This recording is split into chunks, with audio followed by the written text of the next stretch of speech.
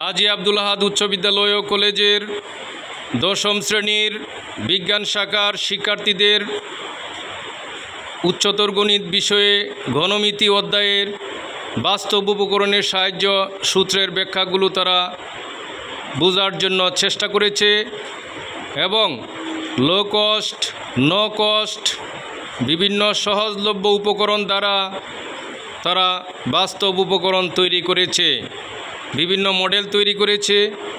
আমরা এখন একটি দলের কাছে যাচ্ছি। তোমরা বলো তো দেখি,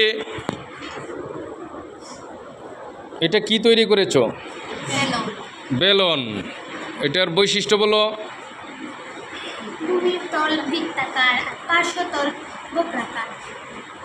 আচ্ছা, এটাকে কিভাবে আমরা মানে রূপ দিয়ে বলতে পারি যে আয়তাকার কোনো একটি পৃষ্ঠার কোনো অক্ষকে,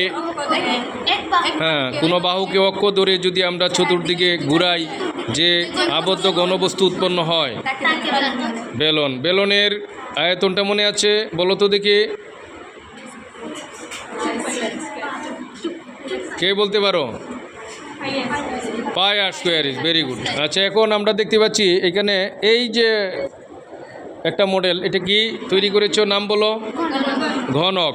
আচ্ছা, ঘনক কয়টা পৃষ্ঠা? আচ্ছা, 6টি পৃষ্ঠা কি সমান না ভিন্ন ভিন্ন? সমান। আচ্ছা, আমরা এটা দেখতে পাচ্ছি আর একটা মডেল, এটার নাম বলো। পিরামিড। পিরামিড কিভাবে বলেছো? এটার বৈশিষ্ট্য বলো। পার্শ্বতলগুলো ত্রিভুজাকার। আচ্ছা, আর ভূমির তল যে কোনো বহুভুজাকার হতে পারে। ঠিক আছে, আর ওইটা বলো, এটার নাম কি? প্রিজম। তাহলে ওই প্রিজমটার বৈশিষ্ট্য বলো।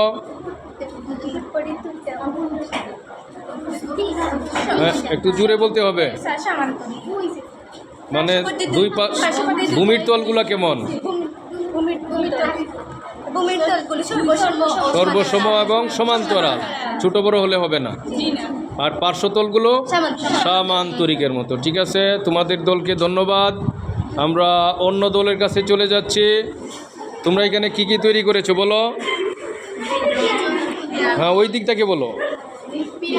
পিরামিড, আয়তাকার ঘনবস্তু। পরে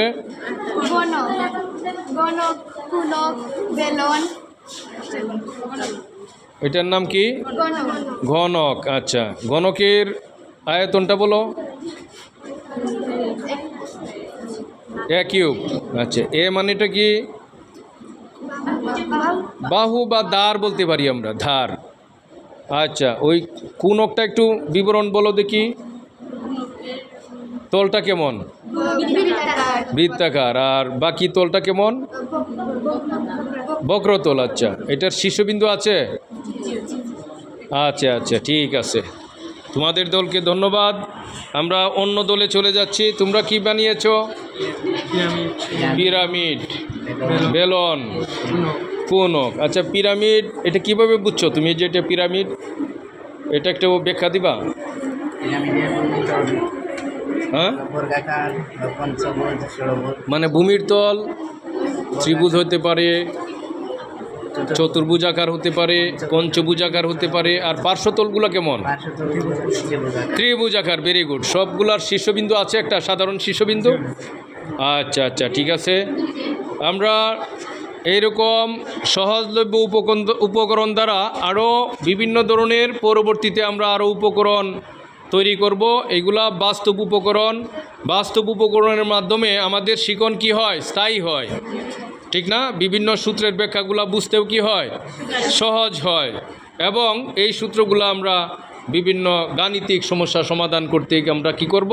ব্যবহার করব। সবাইকে ধন্যবাদ।